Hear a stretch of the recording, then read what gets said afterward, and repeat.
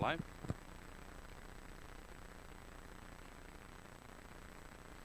Jose just whispered in my ear. He does that from time to time. Whispers sweet nothings. But actually, they're sweet somethings. Very important, because that something is that he told me you're tuning in. You're online now. Welcome to the show, folks. 30 seconds. Facebook, YouTube, Twitter. Appreciate your support. A lot to cover today. Fastest hour on radio and social media. About ready to kick off here in just about 15 seconds. So I'm going to go silent until we're back on radio. How do you think I wish I'd go silent a lot longer than that, right? I get it. 5 seconds.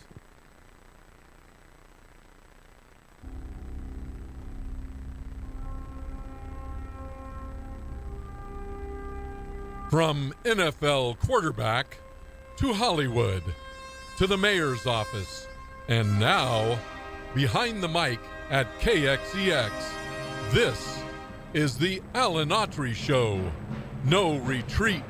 And so, my fellow Americans, ask not what your country can do for you. Ask what you can do for your country. Mr. Gorbachev, tear down this wall. What the hell's going on out here?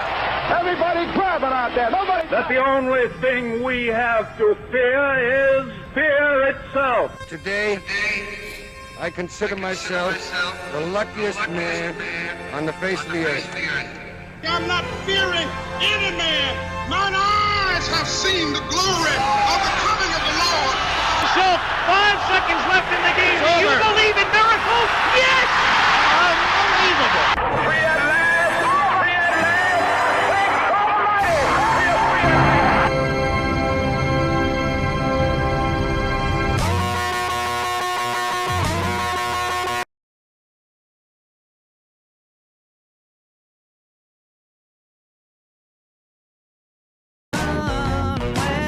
You're listening to the Alan Autry Show on the best talk in town. Talk Radio 1550 KXEX. Call Alan now, 559-899-1550. Hey, y'all in Fresno, Clovis, and all over the world. Welcome to the Alan Autry Show, No Retreat. I'm old Alan Autry, and as always, so honored, appreciative, and very, very humbled to have you with us today. Let's kick it right off because I'm getting a little pushback from my farther right brethren, who I love dearly, that think that I got on Mr. Representative Paul Gosar a little hard yesterday for retweeting this anime of him chopping the head off of AOC and then sticking a sword through Joe Biden. And because I didn't think that was just funny and clever and great, I've been taking a little bit of heat. And then one quote that came across through email was, "Remember what Reagan said, Alan, never speak ill of a fellow Republican." Well, let me set the record straight. I'm not a Republican. I'm a registered independent. And one of these days we'll do a show on what I believe. And then I'll let you make your decision what box you want to put me in. Yeah, people, when you try to do the right thing, when you try to look at things as they come, not lump things into a little box, whether it be issues or people, you hear about a certain individual and it could be horrible things that you've heard about, but you haven't met them yet. I was taught that wait till you meet the person. Don't listen to what's said and just make up your own mind, what kind of person they are. Make that judgment. And with me, with politics, I was brought up to vote the person, not the party. But I do lean conservative. But let me tell you about Reagan, though. I've done a lot of studying about Reagan. Read a lot of his works. I'm just, I respect him. Not the perfect president, but one of the best that we've ever had, I think, if you read in history in terms of being the right man at the right time for America. And did he come through for America?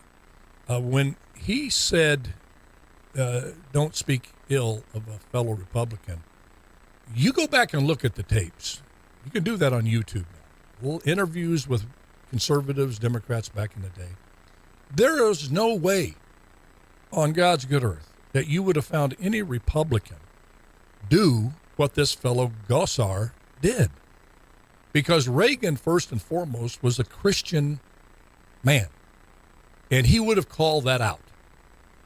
I guarantee, in my mind, now we'll never know because he's gone to be with his maker, but we can have this discussion and debate based on his demeanor, all of the situations that, like I said, you can look up either through books or on YouTube. There's a wealth of information. It's one great thing about YouTube. My son and I were talking about this the other day. My daughters. It can be used for good. You have a lot of information on there. Just got to sift what's true and not true, what's news and what's not fake news. But his story, Goldwater, would have never been part of a cartoon that had him cutting off the head of one of his Democratic critics. That's stuff that unstable people do. Now, am I calling Paul Gosar unstable, unfit for office? No, I think he made a really bad mistake. You just don't do that as a Christian man to be a part of anything for humor, dark humor, gothic humor. I don't care what kind of, it ain't funny. You don't be a part of cutting off for one thing, a woman's head. You treat women, whether you agree with them or not, with respect. There is a difference between men and women. And men, you treat the women with respect. What you say, what you do, you don't be a part of something like that. So, yeah, I'm standing by what I said. I wish him the blessing of some introspection, some second thought, and go, you know what? I'm sorry. AOC, I'm sorry. If people listen to this show know I am no fan of AOC's politics at all. Okay? But I'm not going to be a part of anything for fun that has a violent nature towards her. My goodness, we have so much violence in this world. How could you call yourself a good conservative, a good Republican? And thank goodness there's some other, there's some Republicans coming out and saying so. I don't think enough, because these things are, when he says relax, it's a joke. Well, some jokes aren't funny, and when you get right down to it, something you may think is a joke really ain't a joke, dude. So anyway, I've said my piece. I stand by it. I'm not welcome at the Republican Central Committee to visit here in Fresno, which I don't know if I'm on that list anymore. That's okay. I love y'all. Most of y'all I think the world of. But that's my story. I'm sticking to it, and I can't think of any rebuttal that can make me suddenly say, upon further review, I think Gosar was right. Now, I don't want to be closed-minded. If you want to call up and email me and give me a good reason why I should retract my criticism of him yesterday, and you can make that compelling case, I'm open-minded. I just don't see that case out there. But again, I'll keep an open mind, but I don't think you're going to get very far with me on that. That's for some other talk show host to run and belly laugh about him, this anime thing. It's not going to be me. Okay, let's move on to the next subject that I have today, and that is, now I want to ask this question, because I have a lot, to quote a phrase that you're not supposed to say, politically correct, is I have a lot of black friends. Some of my best friends are black. That's been known for a lot of years. Well, you don't say that because it's become a cliche that white people use to show that they're open-minded and not racist. But it applies here. I think I am open-minded. I was raised in a very diverse cotton field with blacks, whites, Hispanics.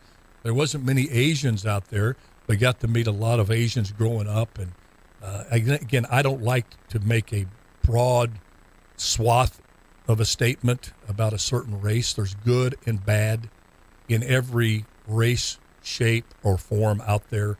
We know that. Nobody is completely guilty or completely innocent simply because of the color of their skin. But I've sat back for a long time thinking about this subject that I wanted to bring forth today and discuss. And for whatever reason, I felt that this should be the day. I asked a question to my black brothers and sisters and brethren, for everyone, but in particular, my black friends and brethren, and as I said, brothers and sisters, because I really would like to hear a answer to this from your perspective if you don't agree what I'm about to lay out here. And what I'm about to lay out is this. And I'm going to say it in the only terms that I know how, or I think are most effective. Sometimes the best way you can say things is just straight and to the point. And don't tap dance around. Don't try to be so careful of what you say that your meaning or what you're asking about gets obscured. You want to be clear. So I want to be clear here. And here's the question. Looking at the history of the Democratic Party, and I'm speaking from an independent standpoint, being purely analytical, I can do that. Out of all my faults, which are too many to mention, one thing I've been able to do, and I thank God for it, is to be able to step back, take my own personal beliefs out of it, and just analyze something. Because I've been able to grow a lot personally by being able to do that. And I hope I'm always, to my grave, I hope I'm able to continue to do that. Because, again, I believe that's how you learn. None of us are perfect. None of us have 100% of the knowledge out there. None of us even know 1%. Albert Einstein even said, the most smartest people in the world, have less than 1/10 of the knowledge. So with that as a background, hopefully I've made a strong enough disclaimer that I'm not taking a political position. It baffles me, this question. How in the world could any black person be a member of the Democratic Party? I want to say that again. I'm going to say it slowly because I know this is going to get blowback and people are just going to lift little segments out of this and edit this show as they always do. I get it. But you can go into the archives and see it all. Thank goodness the internet is still free of the cancel culture to some degree. But I'll ask the question again. How in the world could a black individual that knows history, has just a fundamental understanding of history, be a part of the Democratic Party? For this reason, let's go back. Okay, let me see if I want to do this before the break. Yeah, I'm going to start it before the break. First of all, you understand why this WFL, the woke far left in the Democratic Party, want to tear down history. Because they want to get rid of it. Because that's the classic Marxist strategy, is you have to wipe out a nation or a culture's history so you can rebuild it and tell the history the way you want it told and emphasize the truth as you see it and emphasize the people and idolize and immortalize the people you want to, i.e. Lenin, Stalin, Castro. So it's paramount to them to get rid of God first, because you can't put anything above the system, the Marxist system. You can't put anything above the state. If anything's going to be worshipped, it's going to be the state, not God. So you get rid of that. Then you get rid of history. So you can understand, if you understand Marxism, why they're doing this. But let's look at the history of the Democratic Party and the Republican Party as it relates to our black citizens and black brothers and sisters here in America.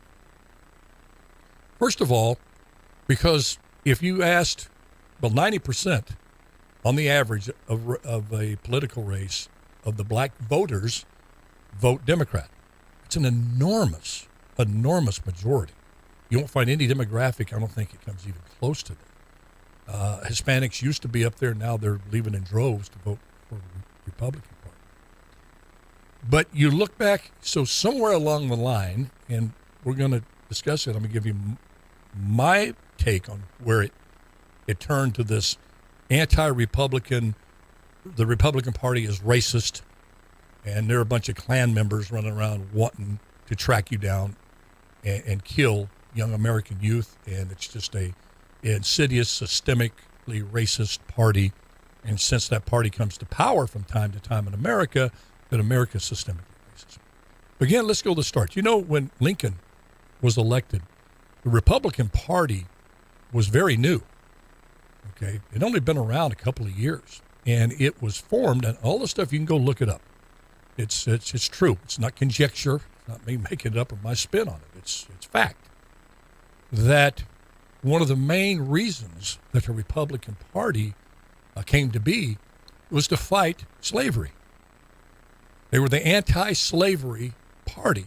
You heard me right, Republicans. Because the Democratic Party at that point, all through the South, about 95, 98% of the voting public and probably the general public were Democrat. So Lincoln came to power as a Republican with a core belief in the party to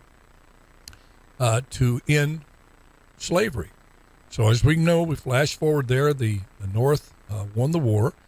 Before it was over, Lincoln created the Emancipation Proclamation, of which Frederick Douglass, a black philosopher and black leader at that time, worked with Lincoln to craft it, which was unusual at the time that a president would bring a black man of any status into his inner circle to counsel him. He brought Frederick Douglass in. In fact, there's a great documentary by Brian Kilmeade out on that relationship.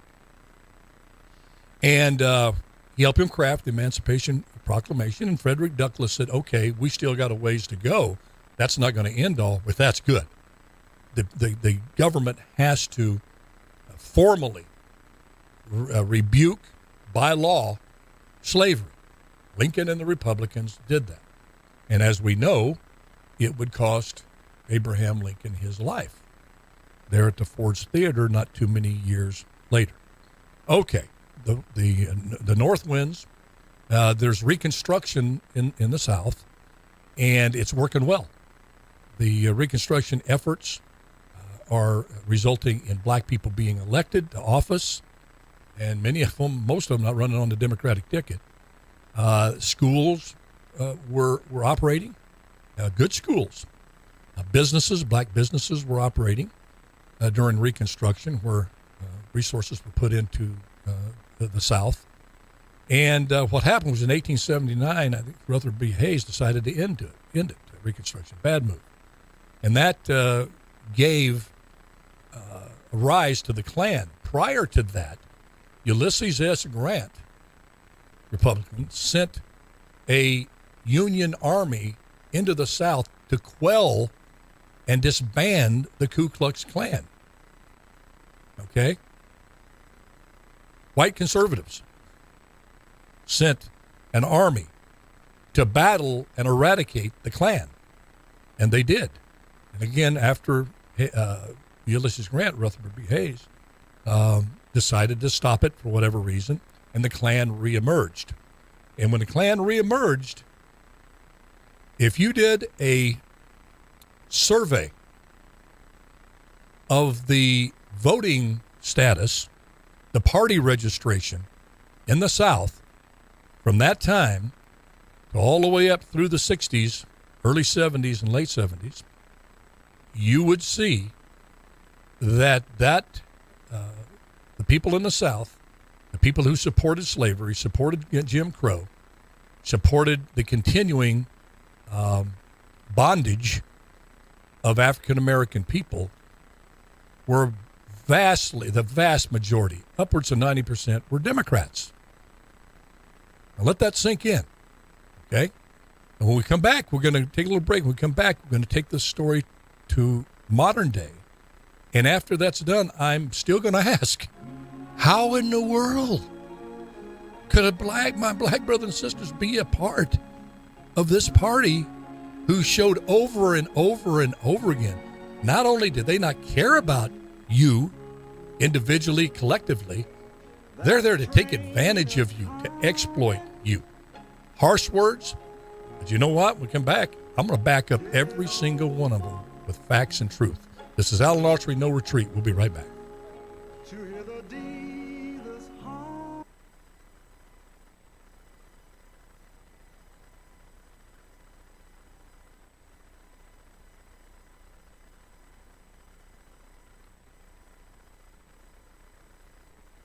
Heavy subject, I know, Facebook folks. And we only have half the story told. I have a couple other subjects I was going to talk about today, but this one's so important, I think, to get out there and be shared with people. If there's one show that you ask people to log into and watch later on, friends, please let it be this one. I'll stand by the criticism. I'll do that if you'll help me share it, because this is something very important. And I'm not picking on the Democratic Party. I'm trying to ask the African American community. Phone call. Don't be taken for granted anymore. Don't be lied to anymore. Don't bow to any party. It goes fundamentally against your beliefs of freedom, that no one race should be enslaved again. No one should be told that they can't say what they please. No one should have the right to protect themselves taken away. And when we lay this out, it's going to shock some folks, because there's a small group of African-American leaders who want to see things stay exactly as they are, having the vast majority of African-Americans beholding to a political party. Why? Not because they care about the welfare of the black people.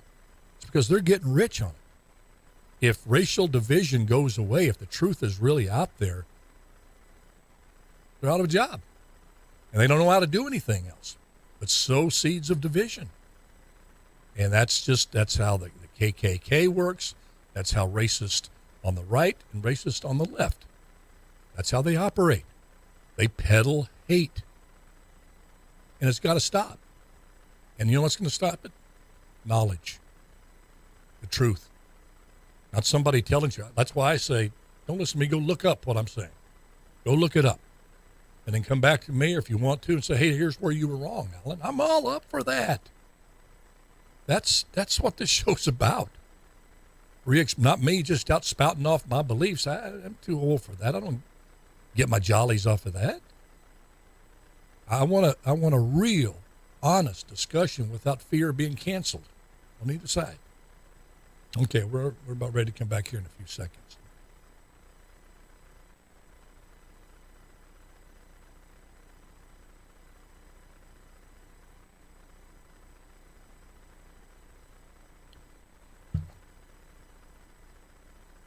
We got 30 seconds. Yeah, tell Laura I want to lay the rest of this story out, and then I'll go to her.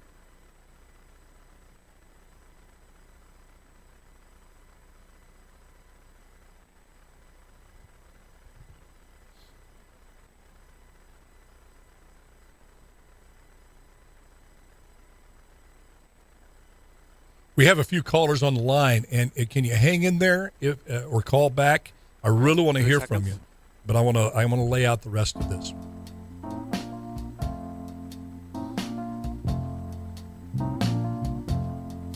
You're listening to the Alan Autry Show on the best talk in town.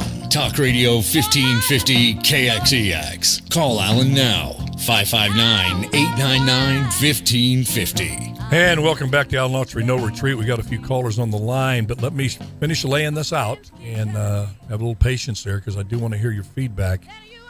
But I have to finish this out, and I'll do the best I can. I'm not going to rush it, but I'm not going to drag my feet on it either. Okay.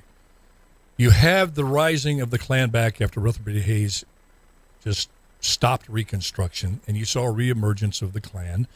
You saw the reign of terror on black people, particularly in the South, begin, where this ended up with separate but equal type things. The Jim Crow laws came into effect, the separate water fountains, separate restaurants, sitting in back of the bus, all of that silly, crazy nonsense came into existence there up until 1964, when President Johnson was trying to pass the Civil Rights Act, which would strengthen every American, including people of color, the right to vote, and would also do away with any kind of discrimination anywhere in the country in terms of the aforementioned things, water fountains, schools, whatever, what have you, and many, many more.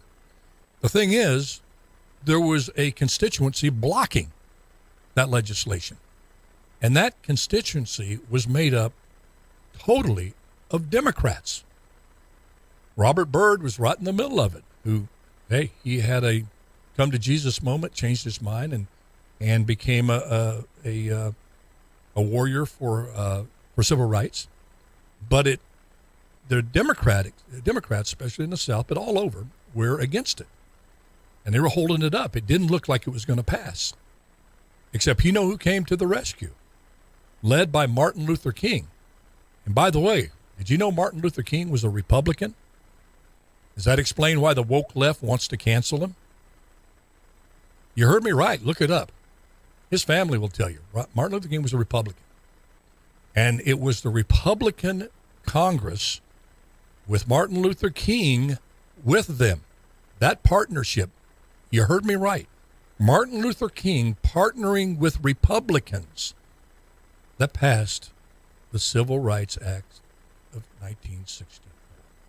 One of the most monumental and powerful acts of legislation this country has ever seen. But still, there was discrimination that continued in the South and other parts of the country. Now, what I feel happened was a big mistake why a lot of African Americans, led by these hate peddlers who had in mind to get rich, not lead black people to the promised land like Martin Luther King, his purity of purpose. I'm not going to mention the names right now. That'll be another show. But suffice it to say, there was a movement that did not want to see this momentum of civil rights continue. And they were just hoping something could happen to change things. Well, it did. And I think one of the big turning points that the leaders on the left were able to capitalize on was when Martin Luther King was in jail and he asked then candidate Richard Nixon to come and visit him and to speak out against the jailing of Martin Luther King. Well, Nixon didn't do that. He listened to some bad advice, and it was John F. Kennedy, a Democrat, who said, this is wrong. His brother Bobby Kennedy, they spoke out vociferously against it every chance they got. And this was a big thing for the Democratic leadership. They jumped all over it like a starving dog in a meat house, as most political opportunists would, and started pounding away to the African American community that the Republican Party was just a bunch of elitists that didn't care about you, that didn't want you to succeed in life. They were just a bunch of rich people running around, sailing in their yachts, flying in their private planes, spending their money at racetracks and looking down on you. That was what was fed to the majority of the black population by these Democratic leaders at that time, because they wanted that constituency banned. So we're running out of time, and I do want to get to your callers if you're still on the line here. Let's flash forward, because the only thing, and we're going to talk about this is a whole show that I'm going to talk about, the welfare state. What was instituted on top of the Civil Rights Voting Acts began a implementation of the government welfare state, which proceeded to destroy the African American family.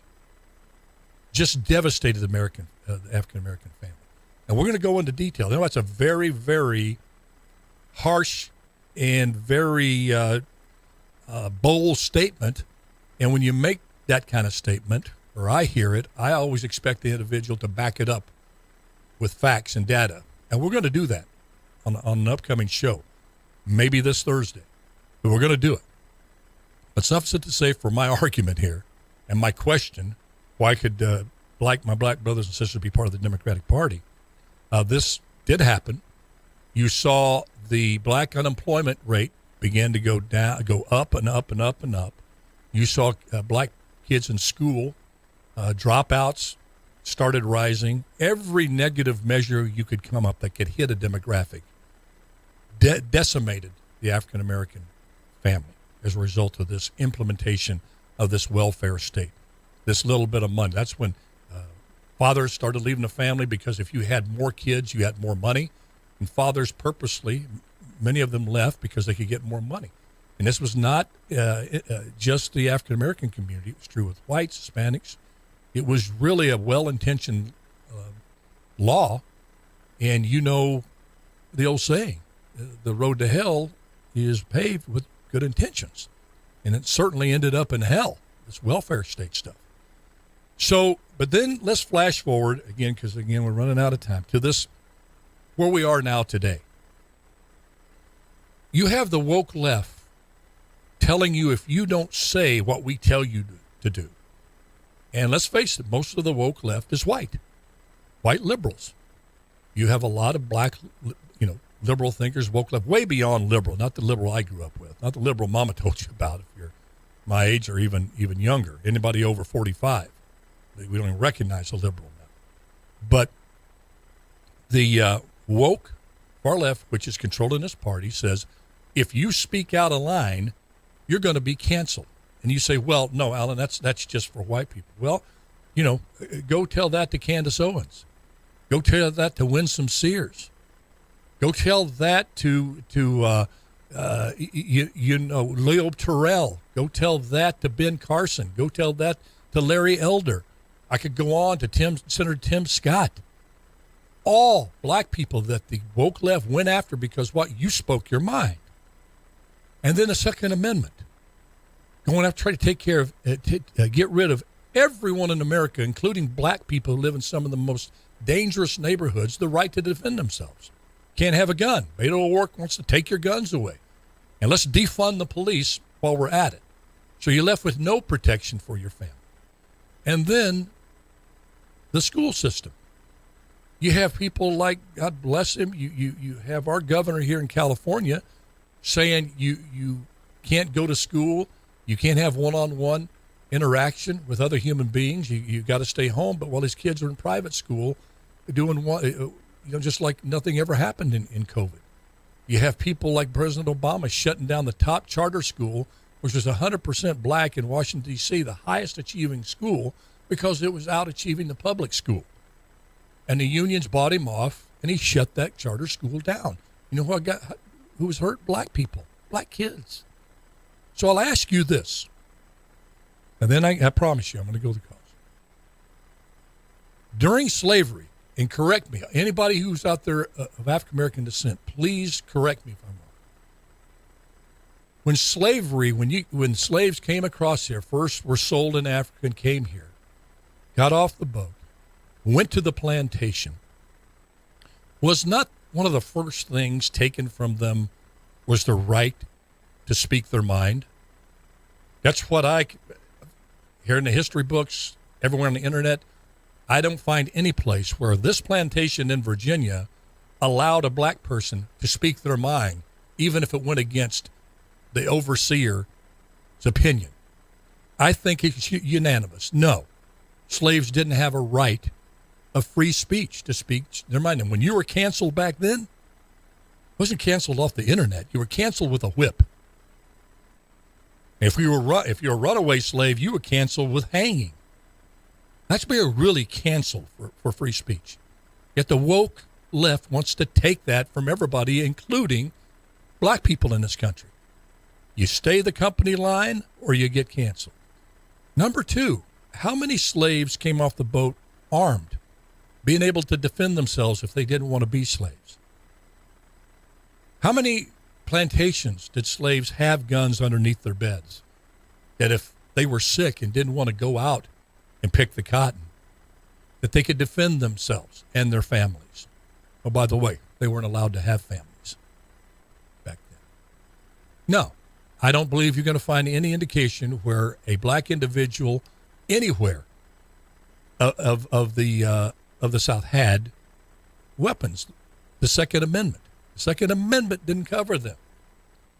So let's go to the third one. Education. How many slaves were allowed to go to school to get educated? Was there schools on the plantations? Not from any research I've done. Could you go into kindergarten and work your way through school someplace else? Did they have exceptions? Did they have homeschooling?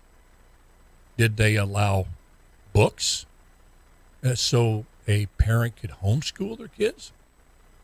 Not anything in the history books that I read. Exactly opposite. If you were found with a book, no schools, period. You found with a book in your little shack that they had for you, you faced harsh punishment. And what does the woke left want to do? They want to stifle your free speech, take it from you. They want to take away your ability to defend yourself. And they want to put you in schools that fail. And if you try to, they want to put you in zip code prison. If you have the wrong zip code, you've got to go to that school that's in your neighborhood, whether it's teaching your kids or not. And what did Republicans want to do? One of the basic Republican tenets is school choice. One of the other basic tenets is your right to defend yourself, the Second Amendment. And one of the other main things they will die for, many of them, is the right of free speech. Those are Republican tenets, basic principles. Free speech, right to defend yourself, a right to a quality education. All three of those are not allowed by the woke left. Only to the people they feel deserve it. AOC, Nancy Pelosi, their kids get to go to the best schools. Their security brigade gets to carry guns to protect them. And their kids get to say whatever they want to say. Okay? So I say the question again. Knowing the history of the Democratic Party, knowing the history of the Republican Party, and I'm speaking from an independent here. I'm asking a sincere question. I really want to know the answer here. I really want to hear a solid rebuke of this. I truly do. This show is open anytime to anyone that can deliver that. But I ask the question again. How could any black person in America, knowing the history before 2021, know what's being taken from them now, not given and allowed to them by the plantation owners, the woke far left, how in the world can you continue to be a part of a party that would do that to you?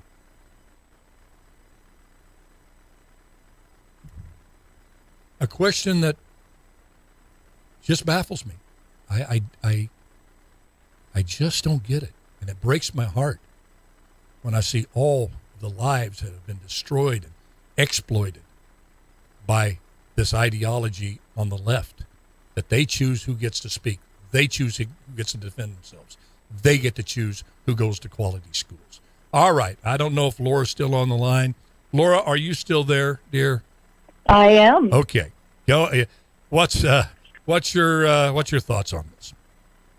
Well, first of all, you left out a very important component okay. between the Emancipation Proclamation and Rutherford B. Hayes ending Reconstruction, and that is absolutely tantamount to why the numbers of African-American Democrats began to crop up. And that is because in 1877, the presidential election was actually a dead tie. And behind closed doors, Republicans and Democrats came to an agreement that they would allow Rutherford B. Hayes to become the next president of the United States. In return, the federal government would remove all. You're absolutely right. You're absolutely right. I forgot and that. And when that happened, yep. The moment that happened, there was a mass exodus of freed slaves moving into northern cities. Well, at that time, we had very limited labor laws, and there was open prejudicial behavior among factory workers. I actually have a sign that my grandfather had taken off of a factory when he was a kid that said, no Irish, no blacks need apply. Well, the Democratic Party was very small in these northern cities. The Republican Party overwhelmed the North. And so the Democratic Party decided, hey, we can grow our numbers by bringing in these disenfranchised people, such as freed slaves, Irish, and that's what they did in order to get them jobs and to give them a little more free movement within the northern states. And that's how it began. And you know, Thomas Sowell would tell you this. I hear what you're saying. You're absolutely correct. Thomas Sowell, African-American economist, 91 years old. This year, happy birthday, Thomas Sowell. But I think a very brilliant man. He brings a counterpoint to that, to what you're saying. Absolutely true. But he says because he happens to also think the minimum wage has hurt African-Americans and poor white people more than anything. Because when you raise the minimum wage, the people who need the jobs the most are priced out. You get more applicants that have more education for the jobs. And so as an entry-level job, of which minimum wage, which those jobs were intended to be, the poor folk really get shoved out. That's his belief. But he also talks about what you said. And he said that in many instances, it's stuff that it's just fact, it's just interesting to think about, that those laws, when you saw those signs, this and that, he says, I guarantee you, because I lived through this. He says they were defying the law. That was just up there for show. More Irish, and he mentions what you're saying, and African Americans were higher during that time, that the African American unemployment rate was lower than white people during that time. Now, I'm not making the case for this. All I'm saying is there's other information to the story. And he said, they said that the Democratic, back in the South, there would be African American companies, construction companies, that would come to the North, and they would underbid. These are African American owned businesses.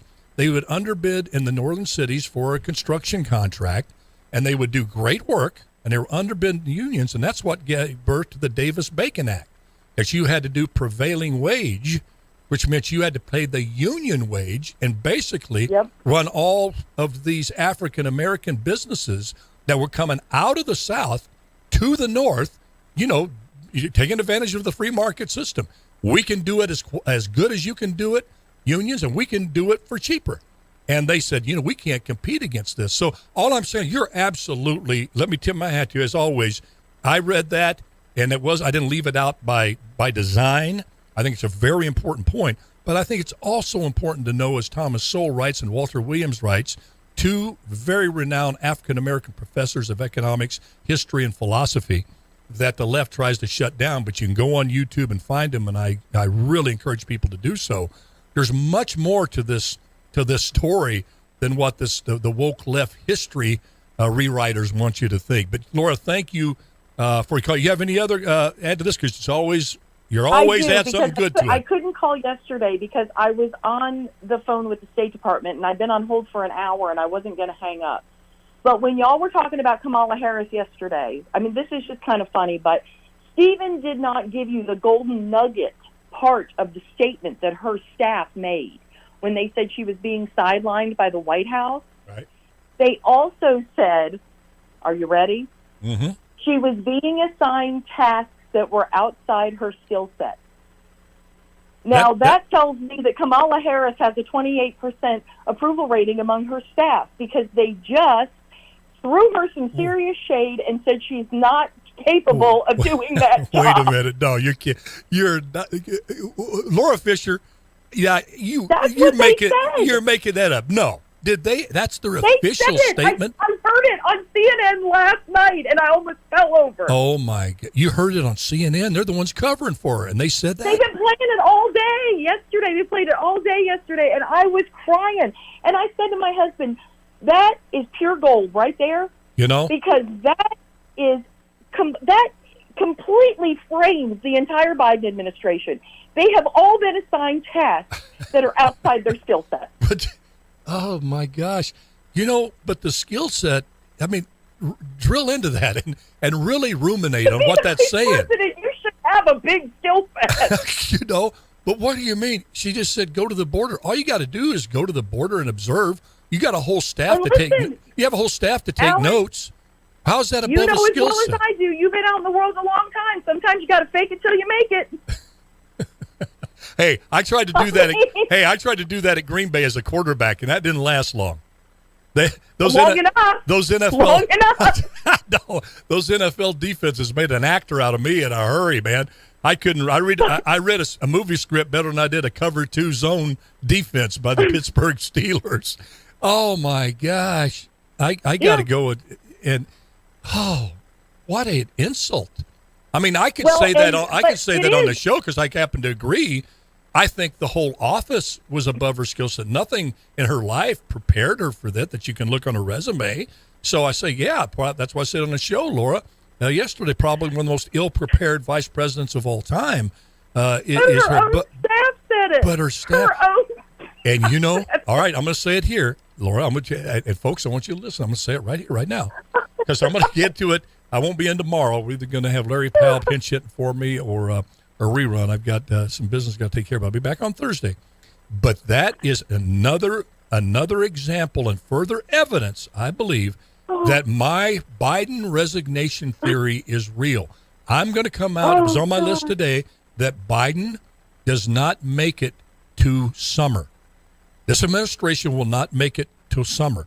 And you see them separating Biden from Harris. They can't get rid of Harris. They can get rid of Biden. And then Harris will be there. Now, people go, oh, my gosh, we got Kamala Harris. But their strategy, mark my words, is to go pluck off a centrist Democrat like Joe Manchin, beg him, give him every committee assignment he could have, make him whatever promise, saying, Joe, look, you've got the credibility on both sides of the aisle we need to have and the competency. Will you please be vice president? Because I think it goes, Laura, you'd know this. If Biden resigns, which he's going to, I think before summer, because the midterms, too much at stake there. If the president has to step down by health means or whatever, is it the Speaker of the House? The vice president becomes president, but who becomes vice president? Is it the Speaker? Or the Speaker of the House. Then that Speaker, then, from what I understand, because that's what I thought, can make a congressional whatever action, create a congressional action to name a new vice president if they can't serve. And I think that's how it goes. But they have no choice, Laura, do you think? I mean, the things that are facing them, Afghanistan's not going away. I think that we need to enact Article 25 on the pair of them, because if she doesn't have the skill set for the vice presidency, we are really going to be in a world of it if she becomes president. But, you can't really prove that. Incompetency is hard to prove. I think in Biden's case, a doctor's prognosis has power. If the doctor... We could ask her staff. If the doctor, and they got the good way out, and Biden, I don't think planned on fulfilling his full term. He didn't even want to be president. He just said he was going to run again. Yeah, but what are they else going to say? Of course they're going to say that. Like the other day he said that. I'm like, dude, really? You only got a 30% approval rating. Maybe you ought to... Yeah, but what's going to say, hey, I'm not going to run, then nothing he's doing is going to have a chance to get through. No, he's not going to... See, that contradicts what he said, because he said he was only going to be a one-term president. Have you ever heard a politician lie? Have you ever heard Biden lie?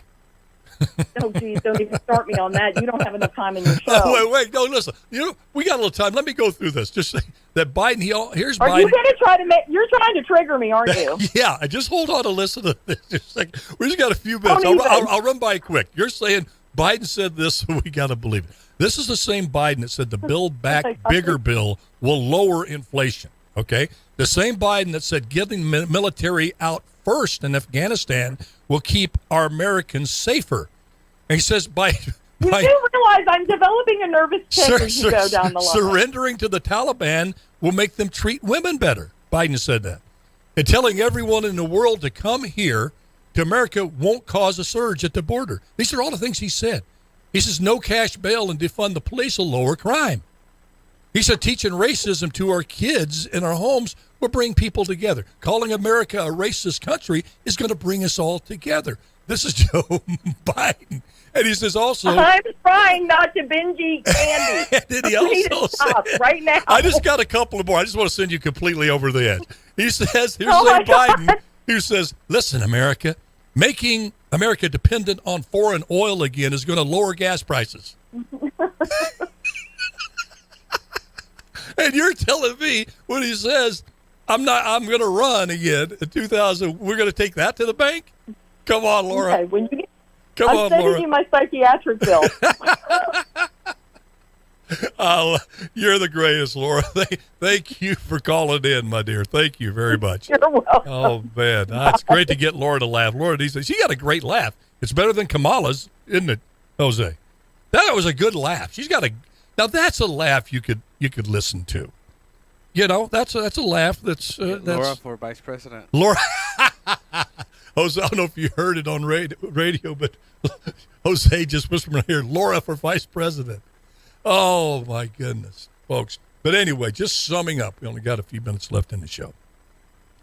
Where do I begin? Feel like a nudist a mosquito at a nudist colony. Where do I begin? Well, let's begin with the top of the show. Yes, okay, Paul Gosar, you're a knucklehead. It was a knucklehead move. Please have the guts to send an apology for this nonsense, please. I doubt we'll see that happen. politicians, both the right and the left, don't have enough gumption and courage and gentlemanliness to do such a thing. But hopefully he does. Again, I asked a question. I want to have some people on the show that I think will probably push back against my question or try to answer it a different way. How in the world can a black person be part of the Democratic Party if the Democratic Party's agenda is to take away your right of free speech, your right to bear arms, and dictates what school your kids get to go to? That's three things that the African Americans that I know, and I know a lot, would just scoff at that. I mean, and there's a growing list of. Let me just read a few, because this revolution within the African American community is starting to gather steam. Because, let me just name a few people who feel the same way that I do. An old 69-year-old white dude from Shreveport, Louisiana, who got lucky in an audition and did in the heat of the night, and was in the NFL for a cup of coffee, was honored to be mayor. And none of that makes me any more important, or my voice more important than anybody else, but I do have I do have a platform. It's a small one that God's given me, so I'm going to tell you the truth. And sometimes the truth hurts. But here's just a few. Shelby Steele. Go find anything you can find on Shelby Steele. All these are African-American folks. Jason Whitlock feels the same way. Brilliant man. Robert Woodson, African-American philosopher and just a very, very smart man of God. Ben Carson. Ask Ben Carson what he thinks. Thomas Sowell. Terry Crews, actor Terry Crews. Herschel Walker, running for the senator in Georgia. Larry Elder, our own Larry Elder on the show. Ask him how he feels about the question I just asked. J.C. Watts, a fine former congressman from Oklahoma. Leo Terrell, formerly on the left, but now he's Leo Terrell 2.0. And he agrees 100% with the question I asked and my deduction of it. And Candace Owens, trying to be, they want her head on the wall. Candace, she's so articulate and a woman, and nobody wants to debate her. Lawrence Jones on Fox News. Charles Barkley. Look at Charles Barkley. You tell him what to think? Tell him he can't protect himself? You going to tell Charles Barkley where his kids can go to school or not? You'll get on the fighting side of Charles. Senator Tim Scott, Senator Burgess Owens. I mean, the list goes on and on and on of black folk who said, you know what? We need to really take a good look at history. And we need to ask the question, why, without question, without even demanding that a party explain in detail and show you what they're doing for you, that you automatically bow to them and go to the polls in tremendous numbers to vote for that party. Benjamin Franklin said it's the best. It's better to have done than to have said. And I would ask my black and white, my black brethren, black brothers and sisters, ask the Democratic Party what they've done. They've really done for you to free your kids to go to whatever school they want to go to, especially in the neighborhood ones if theirs is failing. What have they done to make sure that African-American families are more secure in their homes? And if you want to defund the police, what have you done to make that family in some of the most challenged and violent neighborhoods in the country, let's say like Chicago? And then ask them, what have you done to allow me to really say what I want to say, even if it goes against what your party line says? Why do you cancel me if I'm for school choice? Why do you want to cancel me if I want to protect myself and get a firearm? Why are you against me if I happen to say that Candace Owens is making some sense? Ask them that question. All right, folks. Great show. Laura, thank you. Great show because you tuned in, not because of any wisdom I had to impart. God bless you. Love you. Won't be here tomorrow, but I'll see you on Thursday. Bye-bye now. Until we meet again.